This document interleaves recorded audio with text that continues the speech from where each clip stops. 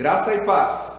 Eu quero convidar você a abrir a sua Bíblia no livro de Gênesis, no capítulo 3, do versículo 1 em diante. Livro de Gênesis, no capítulo 3, no versículo 1 em diante. Assim nos diz a palavra do nosso bom Deus. Mas a serpente, a mais sagaz que todos os animais selváticos que Deus tinha feito, disse à mulher: é assim que Deus disse: não comereis de toda a árvore do jardim? Ele respondeu-lhe a mulher: do fruto das árvores do jardim podemos comer, mas do fruto da árvore que está no meio do jardim, disse Deus: dele não comereis, nem tocareis nele, para que não morrais. Então a serpente disse à mulher: é certo que não morrereis, porque Deus sabe que no dia em que dele comerdes, se vos abrirão os olhos, e como Deus sereis conhecedores do bem e do mal. Vendo a mulher que a árvore era boa para se comer, agradável aos olhos, e árvore desejável para dar entendimento, tomou-lhe do fruto e comeu, e deu também ao seu marido. E ele comeu. Abriram-se os olhos de ambos, e percebendo que estavam nus, cozeram folhas de figueira e fizeram cintas para si. Quando ouviram a voz do Senhor Deus, que andava no jardim pela viração do dia, esconderam-se da presença do Senhor Deus, o homem e sua mulher, por entre as árvores do jardim. Por entre as árvores do jardim. Eu quero, nesta oportunidade, citar para você que no livro A Viagem do Peregrino da Alvorada, de C.S. Lewis, apresenta um garoto que foi precariamente instruído, Eustáquio Mísero. Este tinha uma formação tão miserável, tão pobre, não no sentido dos grandes livros e conhecimentos, não, porque o texto vai dizer que ele possuía até um certo conhecimento, mas ele não sabia identificar uma toca de um dragão, ao ponto de ele tropeçar na toca desse dragão, não sabendo que tipo de lugar é aquele. Ele não sabia identificar o que era aquela toca e ele acaba entrando lá e tem uma série de dificuldades e problemas que ele vai sofrer por não conhecer a toca do dragão. Podemos pagar um preço muito alto por vivermos neste mundo sem o devido conhecimento das coisas, principalmente das coisas do universo espiritual. Sem muitas vezes conhecermos como que este inimigo age, sem muitas vezes termos o discernimento, sabermos literalmente em que lugar fica a toca do dragão. Por isso, nesta oportunidade, eu quero trabalhar sobre fundamentalmente assim, sábios, sabermos identificar o inimigo das nossas almas, como ele age e o que é que ele quer literalmente atingir. Como saber disso? Fundamentalmente assim nas Escrituras. Sermos sábios, fundamentalmente assim nas Escrituras. Sabedoria para reconhecer o inimigo das nossas almas. O texto que nós lemos vai narrar o episódio central que traz à baila o dia em que o inimigo assediou os nossos pais no jardim e toda a consequência que isso trouxe para a vida deles e para a nossa vida. Por isso, hoje eu quero falar sobre sabedoria para reconhecermos o inimigo das nossas almas. Primeiro alerta que a palavra nos dá é que é na sutileza que o inimigo apresenta as suas propostas. O texto nos diz que, mas a serpente, mais sagaz que todos os animais selváticos. Mas a serpente, a mais sagaz do que todos os animais selváticos. Note só, por que o inimigo não usou o boi? Por que o inimigo não usou a vaca? Por que o inimigo não usou o elefante? Por que ele não usou então o hipopótamo? Ou por que é que ele não usou então o rinoceronte? Porque estes animais seriam facilmente percebidos nas suas formas desengonçadas de agir, de lidar. Ele vai usar a mais sagaz, ele vai usar aquela que é mais sutil, ele vai usar aquela que é similante, sabe se colocar, sabe se portar, age de uma maneira um tanto quanto dócil. O inimigo das nossas almas, quando quiser levar o ser humano para trilhar no caminho contrário, nunca iniciará com grandes coisas, com grandes movimentos. Isso no geral assusta. Por isso ele usa a serpente. Por isso ele usa um ser que trabalha na sutileza. As cobras são esguias, bem articuladas, se movimentam bem, conseguem entrar quase que em todos os lugares e de uma forma não a ser facilmente diagnosticada, percebida, constatada, podemos assim dizer. O texto, então, aqui vai nos trazer o ensino de que nós precisamos estar atentos, porque o inimigo das nossas almas, ele não virá muitas vezes fazendo grandes estrondos, mas trabalhará na sutileza. O homem, o ser humano, o varão dentro de casa, ele precisa estar atuando muitas vezes atento nas pequenas coisas. Não são nas grandes que nós vamos nos perder. As questões muitas vezes podem acontecer, o início de um desvio pode acontecer de maneira sutil. É só um programa, é só um e-mail, é só uma mensaginha no Zap. Eu só vou começar bebendo um pouquinho, eu só vou dar ouvido, eu só vou assistir essa partezinha aí. Filtro.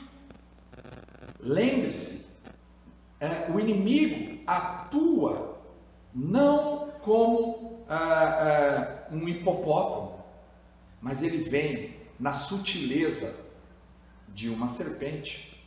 Primeiro, então, um grande ensino é este. É por isso que ele vai usar o mais sagaz. É por isso que vai usar da astutícia. Ele vai usar da perspicácia para iniciar uma prosa, para abrir uma conversa, para abrir um diálogo com a mulher.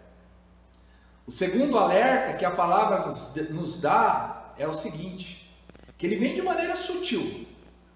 E o segundo alerta é: o foco do inimigo é nos fazer duvidar daquilo que Deus disse. O texto diz: e a serpente disse à mulher: é certo que não morrereis. Ele começa a trabalhar com a hipótese de levantar um ponto de que aquilo que Deus disse não é bem assim. E ela é focada nisso. A serpente, até há um entendimento por aí de que ela hipnotiza as suas presas.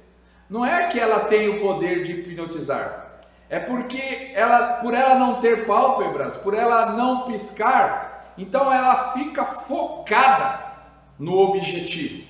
Ela fica com os olhos direcionados, abertos o tempo inteiro, sem piscar, porque ela não tem como piscar. Então ela tem um objetivo literalmente delineado e não fecha os olhos enquanto não ver o alvo sendo atacado.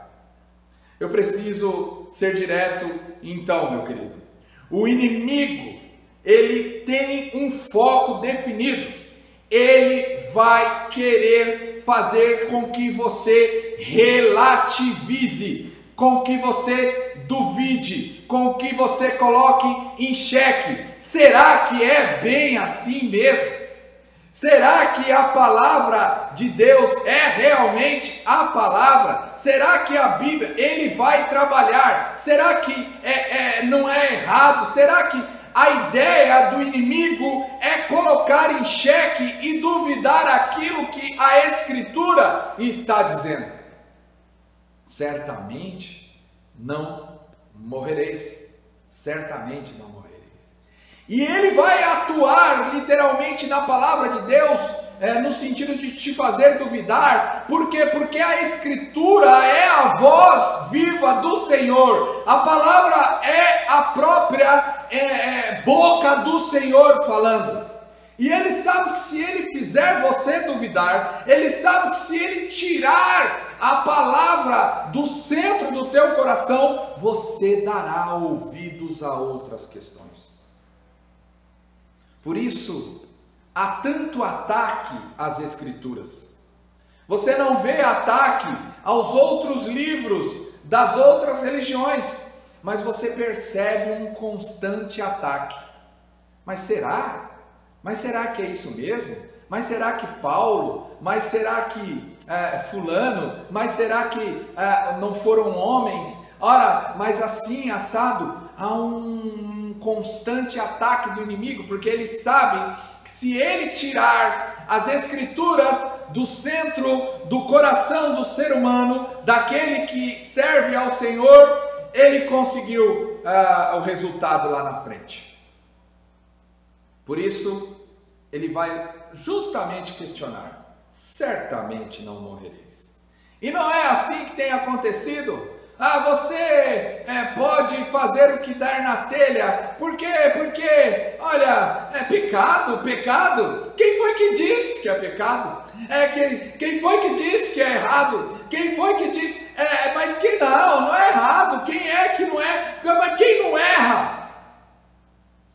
O inimigo tem trabalhado assim, de uma maneira muito atuante, tentando tirar o lugar de primazia que a Escritura tem. Não é bem assim. Esta é a fala moderna dos nossos dias.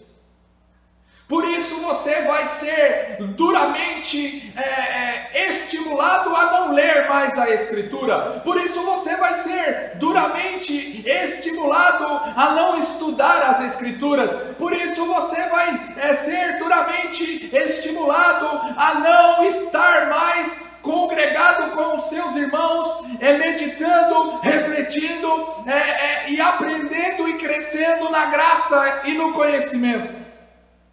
Porque ele sabe que se ele tirar o lugar da Escritura, você fatalmente estará nas mãos dele, cairá. Certamente não morrereis, é o que ele vai falar. Certamente não importa estudar a Bíblia. Certamente ele vai dizer também que não importa estar congregado. Certamente não importa ter um compromisso de santidade. Certamente não importa fazer parte da vida espiritual da tua igreja. Não importa fazer parte da vida financeira, não importa fazer parte da vida emocional, não importa estar em comunhão, não importa. Ele vai trabalhar estas questões, porque tudo isso está na Escritura. Certamente, o inimigo vai atingir a palavra. Ele vai tentar fazer com que você relativize a palavra do bom Deus. Quando você entra nas faculdades, é comum os jovens serem justamente atacados aí, porque o inimigo sabe que se tirar a palavra do povo, fatalmente o povo ficará sem direção. O primeiro alerta, então, é saber que é de maneira sutil que ele vai se apresentar. O segundo alerta é saber que ele vai tentar fazer com que você duvide da Escritura. E o terceiro alerta é que o inimigo é perito em se apresentar como especialista em Deus. O texto diz no versículo 5 o seguinte: porque Deus sabe, olha só o inimigo falando, porque Deus sabe que no dia em que dele comerdes, se vos abrirão os olhos. Olha, ele se apresenta agora como aquele que sabe o que é que Deus sabe. Ele se apresenta então como o PhD em Deus. Ele se apresenta então como o titular da cadeira daquele que pode dizer aquilo que Deus acha, aquilo que Deus tem como certo, aquilo que Deus tem como aquilo que Deus tem como o certo e o errado. Deus sabe. Ele vai iludir os nossos pais, trazendo então para eles como sendo a serpente o intérprete por excelência. Eu costumo dizer que Satanás foi o primeiro, entre aspas, teólogo. Aquele que se arrogou, Deus, logia, estudo. Aquele que quis dizer para o homem o que é que Deus sabe. O que é que Deus entende. O que é que Deus tem na sua mente.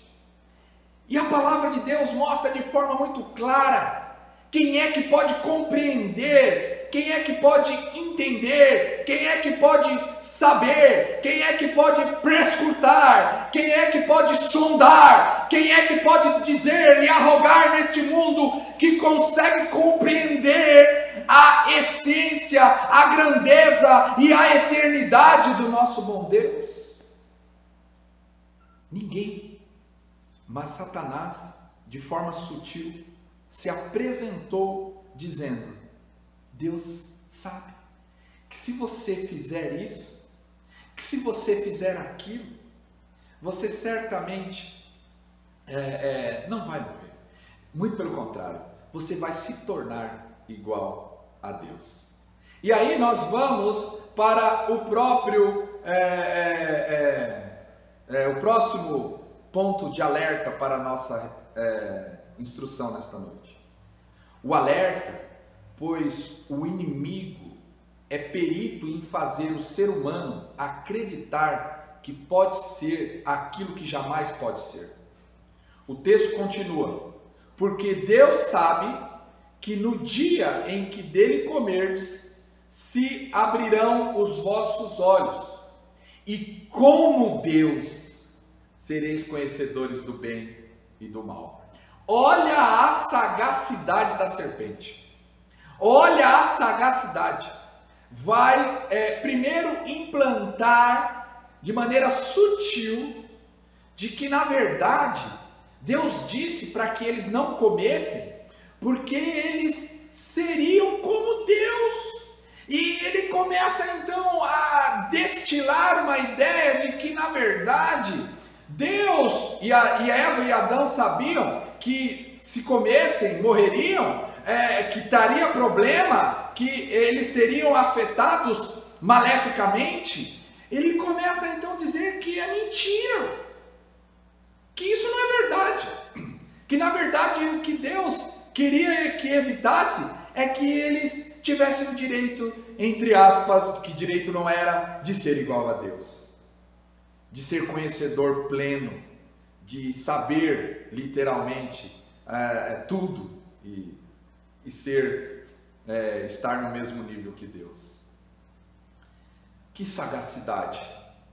E segundo, ela aguça, literalmente, tenta despertar em Eva, fazer com que ela desejasse ser exatamente aquilo que ela jamais poderia ser. Jamais poderia ser. o homem não tem condição alguma de querer ser igual a Deus.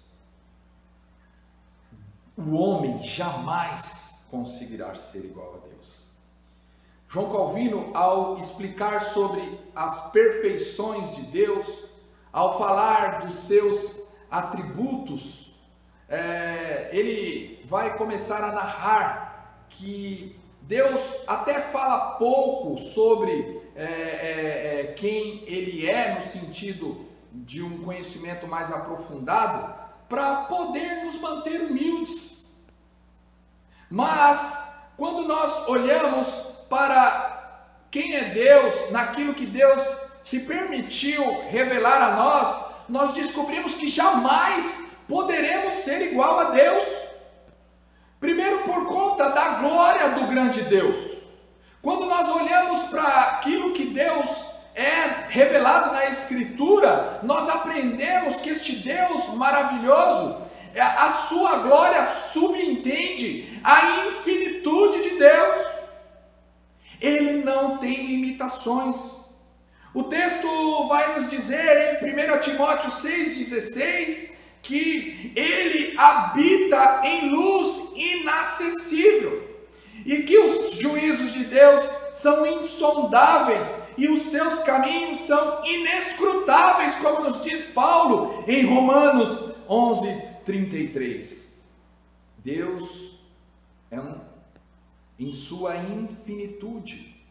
Nós não somos infinitos, nós somos seres finitos. E mais, a glória de Deus subsiste a autoexistência de Deus, ou seja, ele não depende absolutamente de nada, porque a própria palavra diz que no princípio Deus, como se de alguma coisa precisasse. Deus não precisa de absolutamente nada. Autoexiste. E este Deus, em sua glória, subentende a imutabilidade de Deus. Ou seja, Ele é sempre o mesmo. Porque eu, o Senhor, não mudo, como nos diz Malaquias 3:6. Porque como este próprio Deus diz lá em Tiago, o Pai das luzes, em quem não pode existir variação ou sombra de mudança. E como Hebreus 13 diz que Jesus Cristo é o mesmo ontem, hoje e o será para sempre.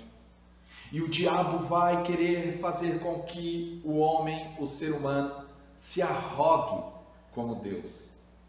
Porque certamente não morrereis, porque no dia em que comeres, vocês vão ser como Deus. O ser humano jamais conseguirá ser igual a Deus, porque ele não possui imutabilidade, porque ele não é autoexistente, porque ele não é infinito. Mas mais, o ser humano jamais conseguirá ser igual a Deus, porque este Deus, ele é soberano, e a soberania de Deus literalmente desemboca em 3 grandes pontos. Ou seja, Deus é onipotente, como nos diz lá em Gênesis, Ele é o Deus Todo-Poderoso, e não há coisa demasiadamente difícil para que Ele faça. Nós não conseguimos fazer todas as coisas, precisamos uns dos outros, muito embora existem pessoas que acham que podem fazer tudo. O texto também vai dizer que este Deus, e nós não podemos ser igual a Deus, porque além dele ser onipotente, ele é onipresente. O Salmo de número 139 deixa isso de maneira muito clara. Para onde eu vou me esconder de Deus? Se eu vou para um lugar, lá Ele está. Se eu vou para outro lugar, Ele também está. E a serpente, de uma forma sagaz, quer muitas vezes fazer com que o ser humano acredite que pode ser igual a Deus. E mais, este bom Deus, Ele é onisciente, ou seja, Ele tudo sabe, Ele tudo conhece. Por isso, isto faz com que Ele se torne ele assuma, ele apresente, melhor dizendo, a característica de um justo juiz, porque conhece todas as coisas, sabe do mais oculto que habita dentro do ser humano. E a serpente, da mesma maneira que agiu lá atrás, age nos nossos dias. Porque muitas vezes você também acha que é o Todo-Poderoso, que você muitas vezes é o dono da razão, de que você conhece e sabe de todas as coisas. E que você não precisa, de que você não precisa de Deus, de que você é bom o suficiente. Não, você não é o Todo-Poderoso, você não está presente em todos os lugares, e esta é uma prova viva de que você não pode ser igual a Deus, você jamais será igual a Deus. A santidade de Deus é reto. Deus é reto. A retidão em Deus demonstra de que Ele não pode errar. A justiça de Deus é a santidade de Deus em operação. E a ira de Deus é a autoconsciência do próprio bom Deus quando algo ofende a sua santidade. E a própria bondade do bom Deus. Deus é amor. Pastor, mas eu também amo. Eu quero dizer que você tem amor. E é diferente. Deus é amor. E olha que o teu amor, ele ainda é afetado pelo pecado. O amor de Deus, em hipótese alguma, foi afetado pelo pecado. Por isso, este amor de Deus é ágape, é divino. E este amor implica em misericórdia de Deus. E este amor implica em aliança. Por isso, é falacioso a fala de Satanás à mulher. Você vai ser igual a Deus. Jamais. Jamais será igual a Deus. O quinto alerta que este texto nos traz nesta noite é que a desobediência inicialmente se apresenta como boa, agradável e desejável. Vendo a mulher que a árvore era boa para se comer, agradável aos olhos e árvore desejável para dar entendimento, tomou-lhe do fruto e comeu e deu ao seu marido, e ele comeu. Ambos então abriram os olhos e perceberam que estavam nus e tiveram que fazer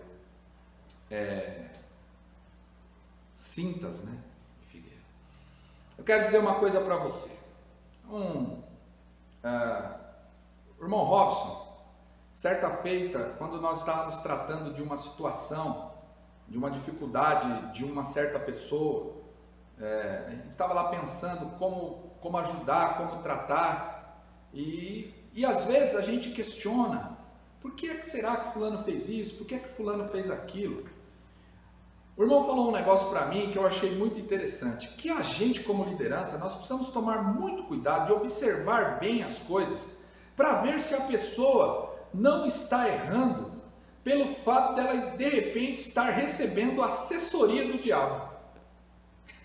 Eu achei interessante, assessoria do maligno.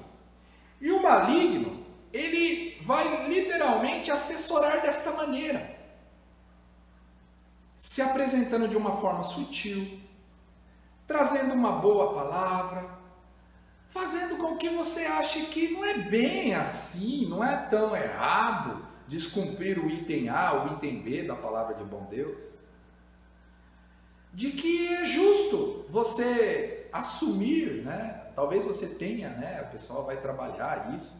Pô, quem foi que disse? Né? E ele torna as coisas facilitadas, vamos assim dizer. Dá uma assessoria. E a Eva aqui, juntamente com Adão, foram assessorados pela serpente. E ela come. E aquilo que estava agradável ao olho dele, que estava ali desejável, que estava ali palatável, que era bonito, que era lindo, que era maravilhoso, que era gostoso, se tornou no problema e na ruína. Toma cuidado. Toma cuidado com a cobiça, com as propostas que surgem, com o rostinho bonito, com o corpo assim, com o corpo assado, com aquela boa conversa, com aquela oportunidade que surge, que foi um negócio fantástico. Toma cuidado, porque o inimigo muitas vezes ele vai trabalhar com as nossas próprias cobiças. Eu quero dizer uma coisa, a Bíblia nos diz que este inimigo que é sagaz, ele age que nem um leão ao derredor, só observando, só na espreita, só atento. Ele conhece a tua fraqueza. Ele gosta da mentira, então ele vai trabalhar nesse ponto. Ele gosta da pornografia, ele vai trabalhar nesse ponto, ele vai criar oportunidades, ele vai mandar pop-ups, ele vai fazer com que você seja direcionado a assistir, a ver uma imagem que vai trabalhar nesse ponto. Ele gosta, ele é avarento, então ele vai colocar oportunidades para que você pense literalmente na avareza e desperte a sua avareza. Ele vai trabalhar com as questões internas. No próprio livro do C.S. Lewis, o Peregrino da Alvorada, você vai ver que num determinado momento o príncipe Caspian e Edmundo começam então literalmente a brigar por conta do poder, por conta de quem era rei, de quem poderia ser o rei naquele momento. E Lúcia interfere. Por quê? Porque o inimigo atua literalmente nas nossas fraquezas, nos nossos medos. Ele sabe aonde é que ele pode atingir. Então ela tem medo, então eu vou trabalhar mais nos pontos que ela tem medo. Então ele acha que ele pode entrar numa facilidade de tristeza e conduzir à depressão, então ele vai querer te fazer com que você fique sozinho, com que você não busque ajuda, com que você entre numa caverna. Ele é astuto para despertar em nós aquilo que é a nossa fragilidade. Por isso, eu quero nesta oportunidade em que nós estamos trabalhando sobre os fundamentos e um mês em que nós comemoramos a reforma, eu quero trazer um ponto da reforma aqui protestante e aplicar à sua vida, de uma forma um pouco diferente talvez, mas dando a mesma ênfase. Nós queremos nesta oportunidade te apresentar como solução para trabalhar e afrontar e vencer o inimigo a seguinte verdade: somente Cristo pode vencer o inimigo. A nossa raça caiu em pecado e foi enganado pela serpente. É verdade, conforme nos diz Gênesis 3:1. Porém, o Espírito Santo, usando a boca de João na ilha de Pátimo, disse o seguinte: que aquela antiga serpente, ou seja, ele diz, o grande dragão foi lançado fora. Ela, a antiga serpente, chamada Diabo ou Satanás, que engana o mundo todo, ele e os seus anjos foram lançados à terra. Então ouvi uma forte voz do céu que dizia: agora veio a salvação, o poder e o reino do nosso Deus e a autoridade do seu Cristo, pois foi lançado fora o acusador dos nossos irmãos, que os acusa diante de Deus dia e de noite. Ou seja, o Cristo é aquele que esmagaria a cabeça da serpente. Por isso, nos dias de hoje, creia no Cristo, entregue a sua vida a Cristo e viva na certeza do Cristo na sua vida. Ele venceu a serpente, ele esmagou, ele pisou e ele foi aquele que literalmente lançou fora a serpente para o lago do inferno, juntamente com todos os seus anjos. Somente Cristo, somente Cristo. E eu quero também afirmar que é somente a fé. Vimos que a serpente seduziu semeando dúvida no coração, porque este é o papel dela, e é para isso que ele foi feito. Jesus, certa feita, contando a parábola do semeador, disse que enquanto a semente era lançada, caiu à beira do caminho e as aves vieram e comeram. Mais tarde, esse Cristo vai dizer: todos os que ouvem a palavra do reino não compreendem, vem o maligno e arrebata, arranca o que lhe foi semeado no coração. Ele gosta de fazer isso. Você precisa entender, minha jovem, você precisa entender, o meu jovem, você precisa entender, meu irmão, você precisa entender, minha irmã, que há uma coisa declarada no inimigo e que você precisa saber se posicionar. Ele vai querer fazer você duvidar da Escritura. Congregar, isso não é necessário. É isso que ele vai fazer. Ser dizimista, ofertante, ser generoso, que isso? É coisa lá do passado. Ser santo? Não. Dá uma escapadinha. Não tem problema. Afinal, quem nunca fez, né? O inimigo quer trabalhar justamente no ponto crucial, a palavra de Deus. Ele quer fazer com que você relativize. Ele quer fazer com que você ache: vale tudo, pode todas as coisas. Poxa, quem foi que disse? Quem foi que disse que é errado? Casamento assim, assado? Quem foi que disse? Tá tudo certo. O inimigo das nossas almas, ele sabe que ele quer semear a dúvida, porque se semear a dúvida, ele vai atingir um ponto crucial.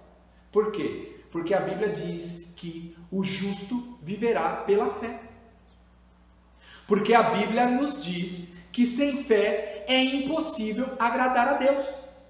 E a Bíblia diz que a fé vem pelo ouvir. Então, se eu não ouço mais a palavra, se eu não dou ouvido a palavra, se eu não creio mais a palavra, eu vou crer num monte de outras coisas que vão muitas vezes se apresentar, inclusive aquela de colocar o homem no centro de todas as coisas e tirar a Deus.